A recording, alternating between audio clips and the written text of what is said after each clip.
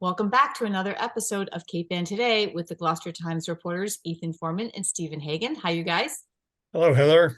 Hey, Heather. Nice to see you. Stephen, let's start with you. We have three interesting stories. The first one was in today's paper. This is Thursday's paper about the Essex River Race. Right. The Essex River Race is an event that's been going on for about 38 years. Kayakers, paddleboarders, other boats. It's competitive to a degree, but it's also just it has been just a gathering that's kind of fun. The Essex selectmen, decided to change course actually back in 2020, and they limited use of the town docks to town residents. Some of the selectmen had cited problems with the race, trash, pollution, crowding, and some of the boats had, I guess there was contact with other boats in the harbor. So they did that. That disappointed a lot of people. Especially people, not only participants but business owners in Essex, who found it somewhat a financial boon to have the race and the ensuing business there. So that was a story that I reported came out in Monday's edition. The follow story was a petition that was started by an Essex businessman, an antique dealer. His name escapes me at the moment, but he created a petition online. Last I checked, there are close to 500 people that had signed the petition that wanted to reinstate the race. I think the Penham Lang Antiques. Right. Right. Yeah. That was Mr. Lang was the man that started the petition. Yeah. Anyway, so it doesn't look like it's happening. I talked to the race organizers. As of right now, they're meeting Saturday to have a talk. The rowing club. They're going to decide if they can try to reinstate the race or place it at a different site, or maybe just look ahead to years to come. Mm-hmm. So that's that story. In Rockport, there's a road paving project that's going to begin soon. It starts on April 17th, runs to the 26th.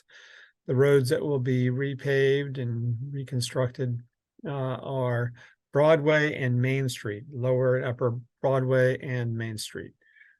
So you residents, people that drive through Rockport are encouraged to find alternative routes, because there will be delays. I'm sorry? Can we drive through there? Will it be passable? But there at varying times there, I mean, the project itself will be from 7 a.m. to 5 p.m. There will be at least one lane of traffic open for emergency vehicles. I think you shouldn't quote me, but I think they will change. There will be lanes that will be open and then closed, but I don't know that the entire road will be shut down for the entire day, but could be. So, but it would be good to plan other ways around town during the work day. Oh, and the DPW and town officials are asking people to be out before 7 o'clock, and actually they would like people to be out of their driveways by 6:30 a.m. and not returning before 5 p.m. if that's possible. You mean driveways or parked on the road? They will tow cars if they're parked on the road. So during the work period, but in other words, when I say they want people out of their driveways, meaning if you have to go to work, if you have to drive on the road, they would like you to make your trip before and after that period. Okay.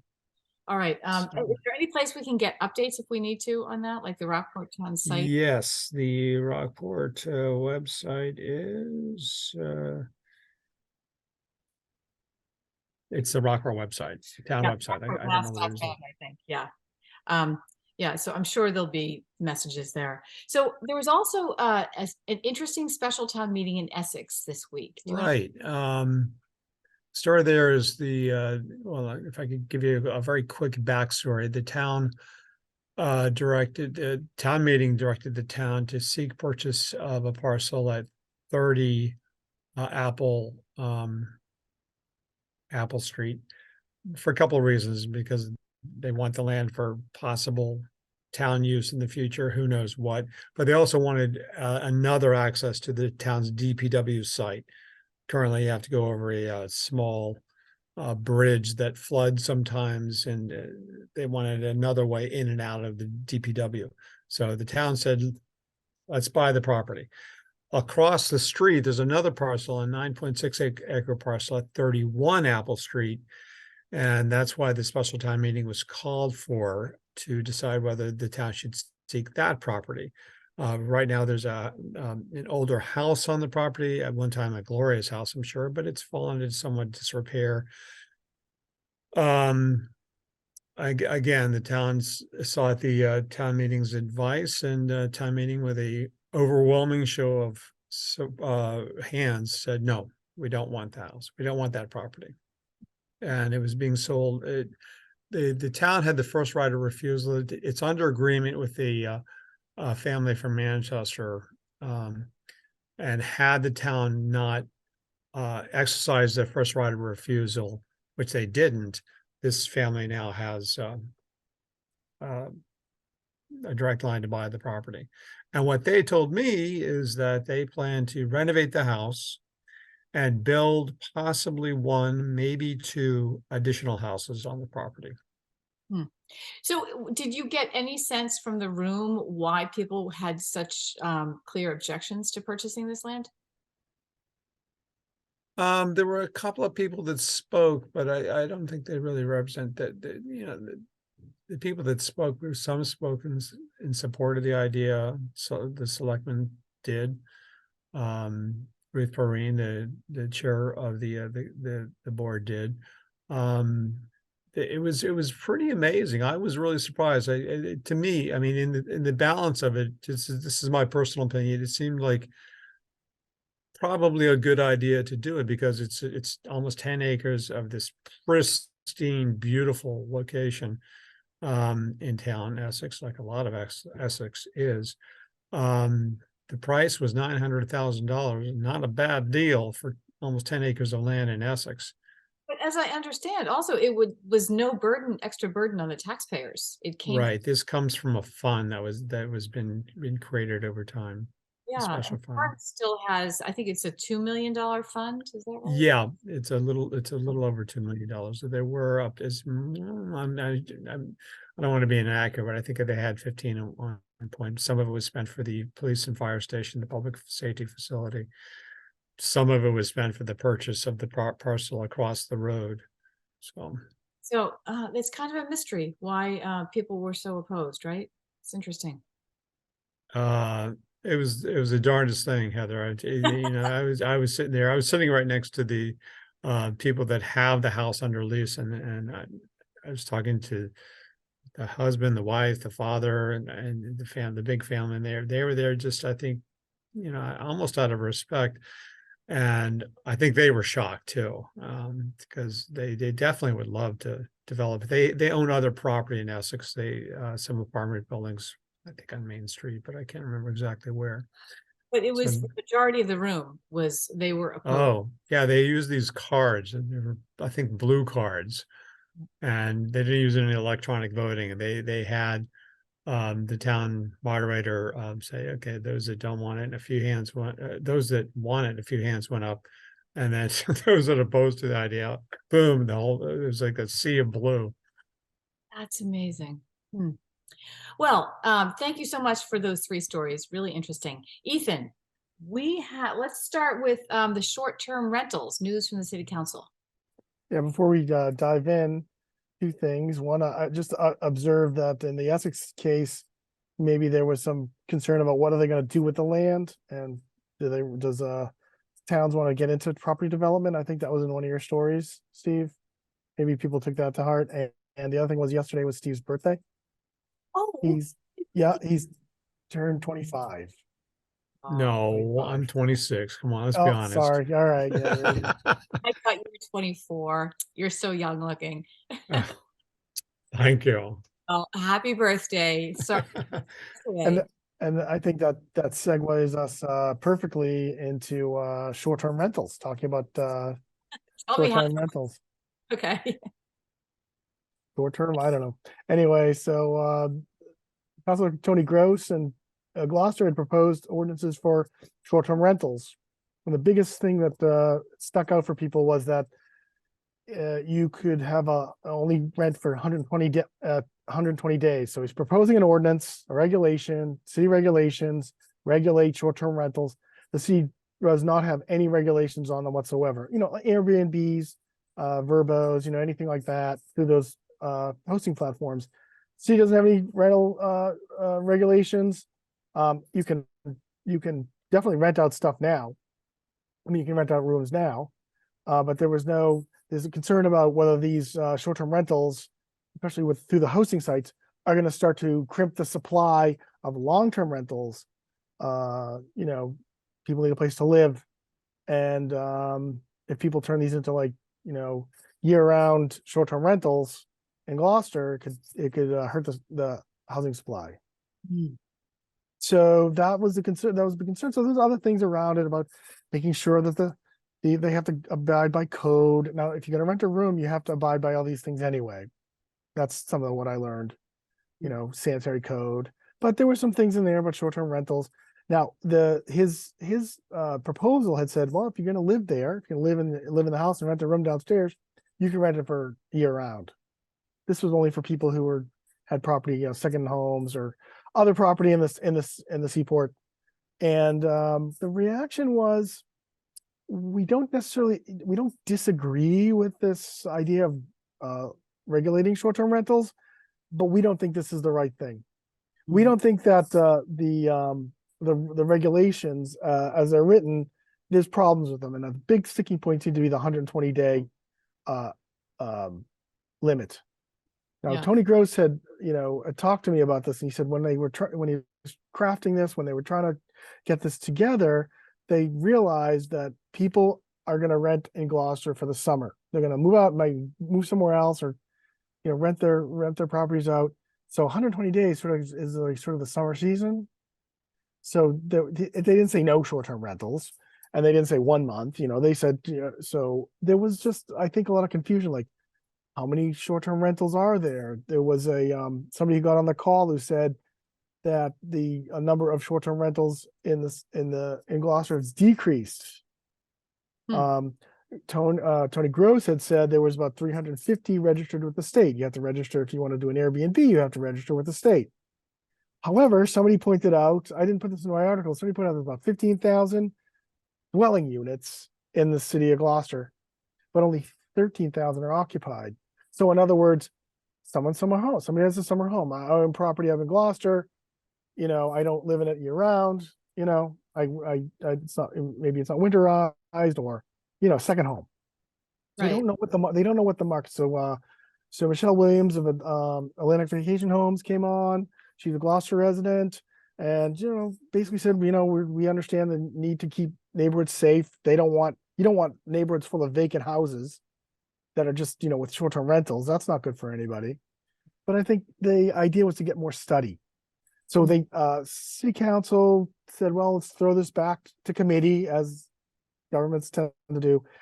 But Councilor Gross decided to withdraw without prejudice. Means they can bring this back at a later date. They don't have to wait 2 years if it hadn't been defeated. And so maybe that's the best outcome, is maybe study this more. Interesting.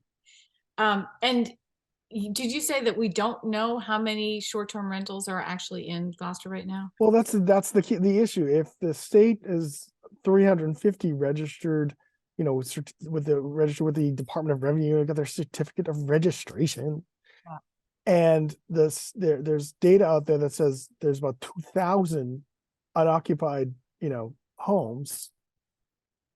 There's a disconnect. Yeah, right. Who knows? People are just renting rooms out. So there's not they need to, in other words, they need to do more study. They probably need to do some sort of survey, try to get economic impact, what would it mean? I mean, Gloucester has become more and more a tourist destination, and people make, some income renting out their properties. So it's a tricky situation. They want regulation, but how much is too much? Okay, well, there was a lot of activity last weekend in Gloucester. Tell us what was going on out in the woods. Well, I'll tell you, it was a busy weekend for me. I went on a tour of the East Veterans School. That was a great Oh, thing. great. That was a great story too. That was great. And just to say, it looks like a great school. I love the porthole windows, and it seems very well thought out. Yeah. And also that weekend I was doing other stories, and I'm gonna saw on Facebook actually a brush fire, pretty sizable brush fire. It's getting to And be old news for you, or sort of well, because we had Poles Hill last year, yeah. right. Yeah. So yeah, no, again, busy day in the seaport. Bruce Tarr got an award from the Legion, Oh, in honor of Tony Verga, the mayor's father. first So, yeah, the first Anthony J. Tony Verga award. So service to veterans, right? you got it. Yeah. So I wound up running out to this call on Hillside Court, which I thought was in Lanesville, but it's not. It's in Bayview. So in the middle of all these other things, you're touring the school, you're watching Bruce Tarr. Yeah, just a crazy, it's crazy. I'm just saying it's crazy weekend. So this happened on Saturday And then you get after the school tour. They go up to this fine Hillside Court. I didn't drive up it. I had to park down at the Plum Cove beach there parking lot, because you can't get up that road. It's like you can't get up that road. It's the driveway. I wouldn't have ever gone up there. Yeah. And I get up to the end of the road. I get up and I paint the scene for you. It's kind of bucolic. People out working in the yards. I come across a family. I come across a father, and he's like, I was doing a brush fire and it got away from me. So, he didn't really want to talk too much. I think he was embarrassed. So I started walking through the fields like a fool. Could you see right there? What?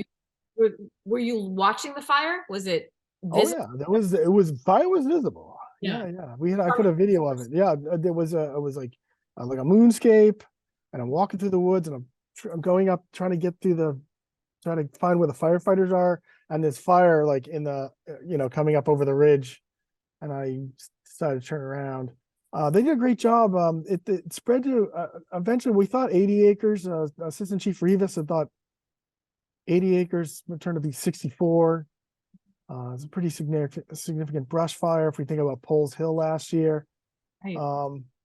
Yeah, it's the poor homeowners. His burn permit was revoked. Now, they follow the rules. They call up, can I burn today? But Yeah. it's very unpredictable.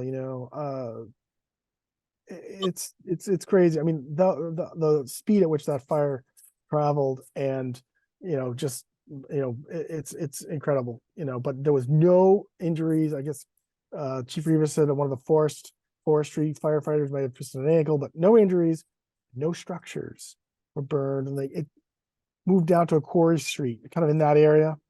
Yeah. Yeah. So they had Rockport came with a drone, so they were able to get their eyes on the fire. Essex also came to the scene. Some surrounding towns came to the stations, provided station coverage. Entire fire department was out fighting that fire. But it's early in the season, and we had this kind of big brush fire. I hope it doesn't portend to more of this kind of activity later in the season. I'm hoping. Well, I mean, that homeowner should know things are so dry out there. And I had thought we'd had a lot of rain, but we have not had enough rain, and things are very dry. I wonder if it's going to spark. I don't need to use that pun, but I wonder if it's going to spark a conversation about whether the town should allow open burning. Yeah. I mean, I think people depend on it, to get rid of their brush, and you can see, where this gentleman was living. There's a lot of brush. You get a lot of brush, and what are you going to do with it? And burning it is one way to do it, but especially now, it's really dry. It was really dry Oh, out there, and that fire moved fast. yeah. So And I think there's also there's so many dead trees from the gypsy moth infestation that we had a couple of years ago. So that's just probably it's making these fires go faster. And there's a lot of ground and all that. So Heather, did you smell it or did you see it? Or you're up by that way. People were calling me saying, "Do you see smoke? Do you hear the fire engines?" And I'm like, "No, I don't at all." And only towards the end of the day did I saw the helicopter making circles around, and I smelled a little bit of smoke. But really, I think it must have been the direction of the wind. I didn't smell much at all. Yeah, thank God, because the fire went away from the house. There's a group of houses at the end, and it went that way. So thank God. Thank heavens. And that's also where the fire's going to, it's going to go after all those dead trees. It's going to move in that direction too. There's more fuel for it. Yeah, and I think probably the wind had the most to do with it. Yeah, that's probably true. Wind off the water. Right. Well, Ethan, we have one more story with you, and that is that City Hall is pretty soon going to be hybrid, ready for hybrid meetings, right? Yeah, this has been bedeviling the council over the past year. They want to get back in person. They don't want to give up Zoom, and their capability there is limited. The old way of doing the meeting was 1623 would either broadcast it live and then tape it. The quality was very poor. Can't do Zoom. It's not enough Wi-Fi connectivity. There's not enough bandwidth. There's not enough internet drops. Just can't stick 9 people with their laptops open and do a Zoom meeting. Everyone would be echoing around. So finally, they've got a solution. It's taken a while. They've done it right. Big thing about this project is when they renovate City Hall, the interior, it's not going to be ripped out. Everything will be just brackets and unmovable carts. But this will be the solution to finally get the council, back in Kairos and preserve the ability for people to be on Zoom, because I was at a public, listening to the short-term rentals, and during that public hearing, there were 80 people on the call. That would be a sizable crowd in Kairos. So you can see how the government, even though it doesn't feel right to just be doing the Hollywood squares like we're doing now, they've got the solutions. $80,000 community preservation money will pay for it. They had earmarked some money for wiring and technical issues in City Hall. They use that. So they're building not just for today, they're building for tomorrow, as it says in the Kairos. I'm just paraphrasing. But that's what, and they took inspiration from that. They want to do it right. So hats off to the Municipal Information Systems Director, Ryan Knowles, for pulling that project off, and the administration. But it's a little later than they thought, but mid-July is when they're expecting to get back. And it's not just the council. Other boards and commissions, committees, will be able to use the Kairos. They're also going to outfit the council chambers as a hybrid room, and 3 rooms in the Rose Baker Senior Center. They're also working toward that. So there'll be plenty of conference meeting space, and boards and commissions will be able to Zoom their meetings. So it will provide, hopefully in the future, provide greater access to local government. It's great. Oh, did you guys freeze? No, Ethan froze. You're there, Stephen. So Yes, I'm here. Yeah. Okay, I've lost Ethan, but Stephen, I just want to ask you a question. I was going to ask you about Rockport Town Meeting, but you know what? We're going to jump through that. So Ethan's back, and so yes, yay for hybrid meetings. I mean, if the world has been revolutionized by wasn't that an example of how crazy this is? Yeah, I was just thinking. Yeah, exactly. Right. It's like, oh, here the Zoom god came down and said, "See, you both froze, but you were actually on." So, so let's. I think it's going to provide greater access for boards and committees and commissions. And hey, someday, Heather, we've got to go down to 1623 and do a show from there someday.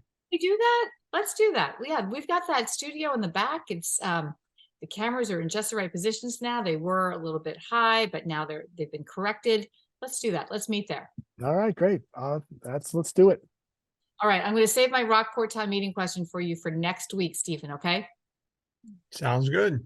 Okay, all right. I'll see you guys both next week and stay safe out there, as they say. Don't go tripping through the woods again, Ethan. Sorry, that was not a good idea. It was stupid. All right, take care. Goodbye.